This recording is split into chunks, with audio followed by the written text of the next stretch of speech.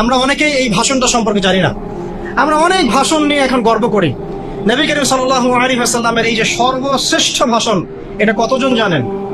বিদায় হজের ভাষণ। কতজন জানেন বিদায় হজের ভাষণে নবী সাল্লাল্লাহু আলাইহি ওয়াসাল্লাম কি বলেছিলেন উম্মতকে? আমরা একটু আপনাদেরকে শোনাবো, শুনিয়ে ইনশাআল্লাহ লেকচারটা শেষ করব। নবী করিম সাল্লাল্লাহু আলাইহি ওয়াসাল্লাম আজকের এই দিনে 31টা বিষয়ে উম্মতকে নির্দেশ দিয়েছেন। 31টা বিষয়, সবগুলো বলার সময় পাওয়া যাবে না, আমি কয়েকটা কথা বলছি। খুব ভালো হতো যদি আমি অ্যারাবিকটা বলার পরে বাংলাটা বলার সময় পেতাম। আমার হাতে 5 মিনিট সময় আছে, কারণ অ্যারাবিকটার যে ভাব গাম্ভীর্যটা বাংলা আসলে আসবে না। তারপর আমি চেষ্টা করছি। নবী করিম সাল্লাল্লাহু আলাইহি ওয়াসাল্লাম সবার সামনে দাঁড়িয়ে দীর্ঘ 23 বছর অক্লান্ত পরিশ্রম করে দাওয়াতি মিশন কমপ্লিট করার পরে সবাইকে সমবেত করে একটা হজ করলেন। হজ করার পরে তিনি গুরুগম্ভীর কণ্ঠে বলছেন, হৃদয়ের সমস্ত আবেগ বের করে দিয়ে বলছেন, হে জনগণ, আইয়ুহান নাস, হে জনগণ, আমি জানি না আজকের পর তোমাদের সাথে আমি কখনো মিলিত হতে পারবো কিনা। একটু চিন্তা করেন, সাহাবীরা সামনে দাঁড়িয়ে আছেন, নবীজি দাঁড়িয়ে এই কথাটা বলছেন, হে জনগণ, আমি জানি না আজকের পরে আমি তোমাদের সাথে মিলিত হতে পারবো কিনা। অতএব যে ব্যক্তি আজকে আমার এই কথাগুলোকে স্মরণ রাখবে, সে যেন অন্যের কাছে এই কথাগুলো পৌঁছে দেয়। হতে পারে যার কাছে পৌঁছে দেওয়া হচ্ছে সেই এই কথাগুলোকে বেশি সংরক্ষণ করতে পারবে। আল্লাহ পাক তার প্রতি রহম করুন যে আমার এই কথাগুলোকে অন্যের কাছে পৌঁছে দিবে। নবীজির ভাষণ। এরপর নবীজি বলছেন, জেনে রাখো নিশ্চয়ই তোমাদের পরস্পরের, মুসলিমদের পরস্পরের সম্পদ, পরস্পরের রক্ত, পরস্পরের এই যে জান মাল ইজ্জত, এগুলো একে অপরের জন্য হারাম। মুসলিমদের পরস্পরের রক্ত, পরস্পরের ইজ্জত সম্মান একে অপরের জন্য হারাম। এর হানি করা একে অপরের জন্য হারাম। ঠিক যেমন আজকের এই দিন হারাম, এই শহর হারাম, এই মাসও হারাম। নবী করিম সাল্লাল্লাহু আলাইহি ওয়াসাল্লাম বলছিলেন, জেনে রাখো 3টা বিষয়ে যেন তোমাদের অন্তর কখনো খেয়ানত না করে। 3টা বিষয়ে তোমাদের অন্তর যেন কখনো খেয়ানত না করে। 1, তোমরা যে কাজটাই করবা শুধু আল্লাহ পাকের সন্তুষ্টির জন্য করবে। তোমরা যে কাজই করবে শুধু আল্লাহর সন্তুষ্টির জন্য করবে। তোমাদের শাসক বর্গের কল্যাণ কামনা করবে। তোমাদের শাসক বর্গের কল্যাণ কামনা করবে।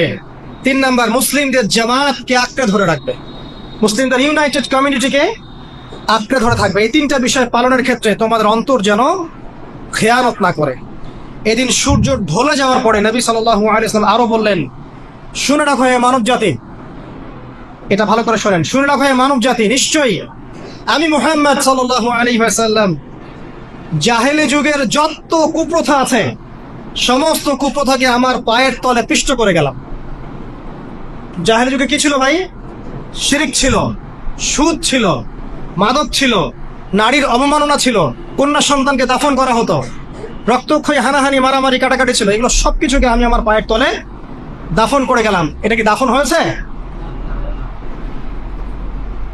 তিনি বলছেন, নিশ্চয়ই আমি জাহেলি যুগের সুদকে আমার পায়ে তলে পিষ্ট করে যাচ্ছি।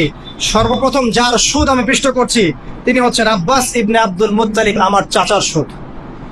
নিজের পরিবার থেকে দৃষ্টান্ত স্থাপন করলেন।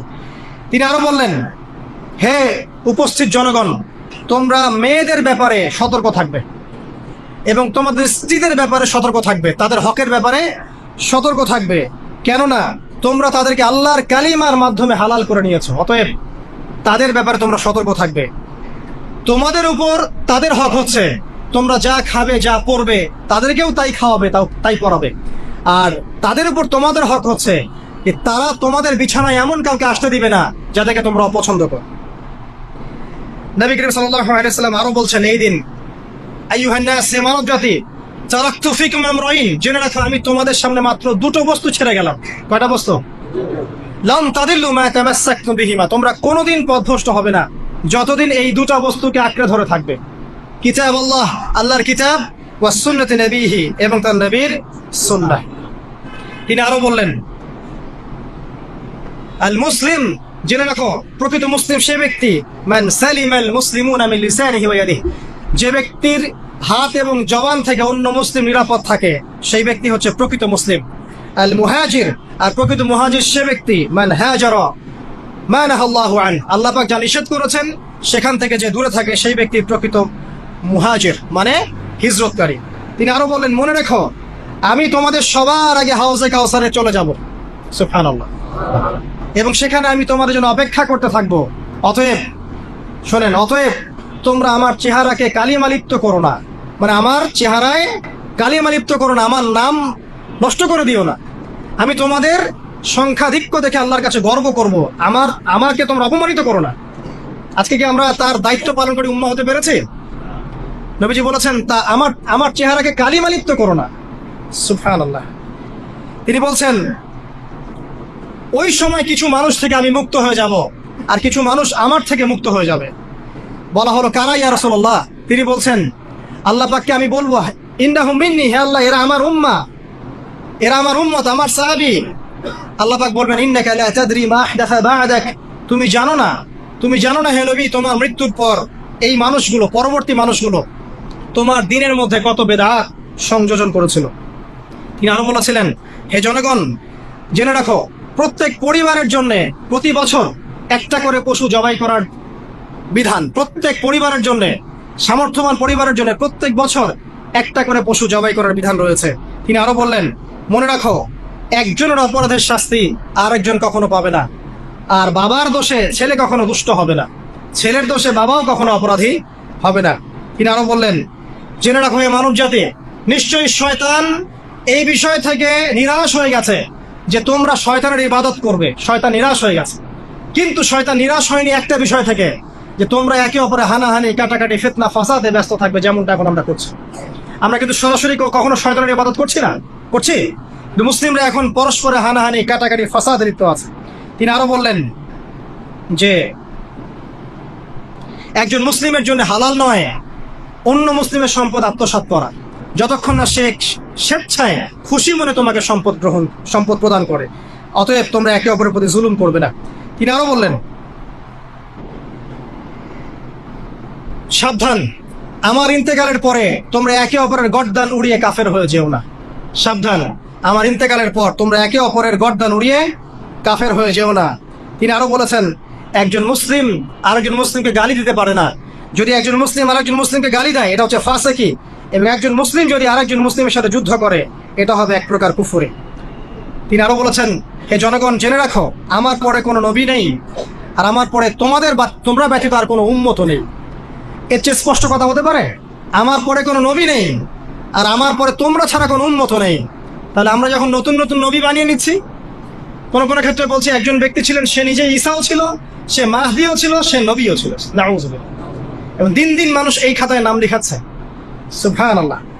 সর্বশেষ তিনি বললেন যে যদি তোমাদের উপরে, হে মানব জাতি জেনে রাখো, যদি তোমাদের উপরে একটা নাক কাটা কালো কুৎসিত কোন আমির বা শাসকও চলে আসেন এবং সে যদি তোমাদেরকে আল্লাহর রাস্তায়, আল্লাহর কিতাব সুন্নাহ অনুযায়ী পরিচালিত করেন, তোমরা অবশ্যই তার আনুগত্য করবে, তার বিরুদ্ধে বিদ্রোহ করবে না, তার আনুগত্য করবে।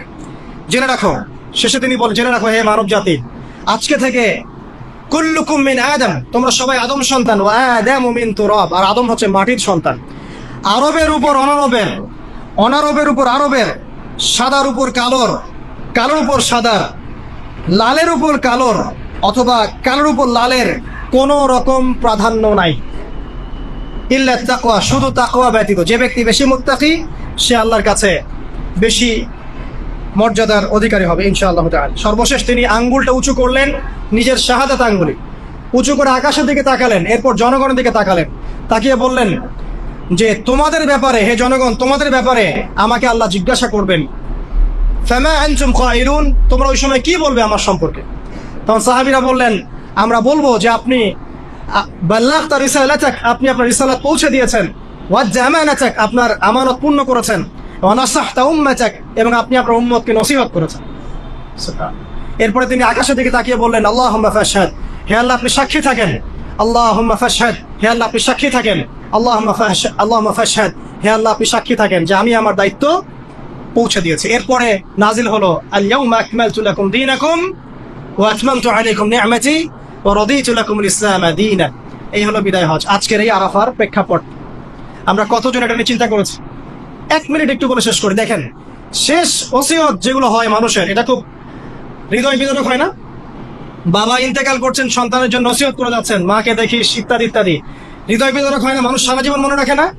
বাট আমরা আমাদের এই ন্যাশনাল এই উম্মাহ, নবী সাল্লাল্লাহু আলাইহি সাল্লামের উম্মাহ বলে আমরা যারা দাবি করছি, আমাদের মধ্যে বেশিরভাগ মানুষ নবী সাল্লাল্লাহু আলাইহি সাল্লামের শেষ এই নসিহতগুলো ভুলে গেছি আমরা। নসিহতগুলোর মধ্যে সবচেয়ে ইম্পর্টেন্ট ছিল শিরক থেকে দূরে থাকা, সুদ থেকে দূরে থাকা, মুসলিম ভেদাভেদ না করা, শাসকের কল্যাণ কামনা করা, বিদ্রোহ না করে শাসককে উত্তম নসিহত করা।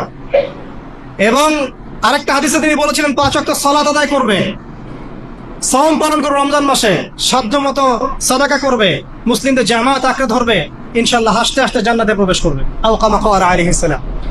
জাহেলি যুগের সমস্ত প্রথা ছেড়ে দেওয়া ছিল আজকের দিনের মূল মর্ম, আমরা ছাড়তে পারছি না। সুদ ছেড়ে দেওয়া ছিল মূল মর্ম, ছাড়তে পারছি না। শিরক থেকে বের হতে পারছি না। বেদাতীদের ব্যাপারে ধমক দেওয়া হয়েছে, বেদাত ছাড়তে পারছি না। খেয়াল করে দেখেন, মুসলিম হানাহানি কাটাকাটি এখনো ছাড়তে পারছি না। ইভেন ধর্মতাত্ত্বিক ভাবে আমরা বহু দল এবং উপদলে বিভক্ত হয়ে গেছে, কারোর সাথে কারো ঐক্য নাই। সব মিলিয়ে নবী সাল্লাল্লাহু আলাইহি ওয়াসাল্লামের শেষ ওসিয়তগুলো, কিতাব এবং সুন্নাহ আঁকড়ে ধরা, এটা আমরা সবাই আঁকড়ে ধরতে পারছি না। আজকের এই দিবসগুলো এই জন্যই আল্লাহ পাক বারবার ফিরিয়ে দেন, যাতে করে এগুলো নিয়ে আলোচনা হয়, আমরা এগুলো জানতে পারি এবং আমল করতে পারি, এই চেতনাগুলো লালন করতে পারি, নিজেরাও শিখি, পরিবারকেও শেখাই, আগামী প্রজন্মকেও শেখাই ইনশাআল্লাহ তাআলা। আশা করছি ইনশাআল্লাহ আমরা যদি নাও পারি, এক সময় এমন একটা প্রজন্ম আসবে যারা নবী সাল্লাল্লাহু আলাইহি ওয়াসাল্লামের উম্মাহর মতো উম্মাহ হবে ইনশাআল্লাহ।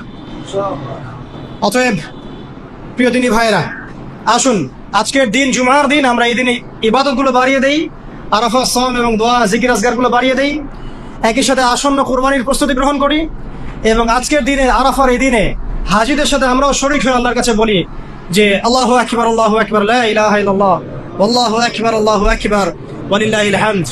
এবং নবী করিম সাল্লাল্লাহু আলাইহি ওয়াসাল্লাম রেখে যাওয়া এই যে শেষ বাক্যগুলো, এগুলো সবার কাছে পৌঁছে দেই। যে ব্যক্তি পৌঁছাবে তার উপর আল্লাহ পাক রহম করবে ইনশাআল্লাহ। এবং নিজেরা আমল করার চেষ্টা করি। আল্লাহ পাক আমাদের সবাইকে নবী করিম সাল্লাল্লাহু আলাইহি ওয়াসাল্লামের আদর্শ উম্মাহ হওয়ার তৌফিক এনায়েত করুন, আমিন। আমাদের ব্যক্তি, পরিবার, সমাজ, রাষ্ট্র, শাসক সবাইকে আল্লাহ পাক হেদায়েত দান করুন, আমিন।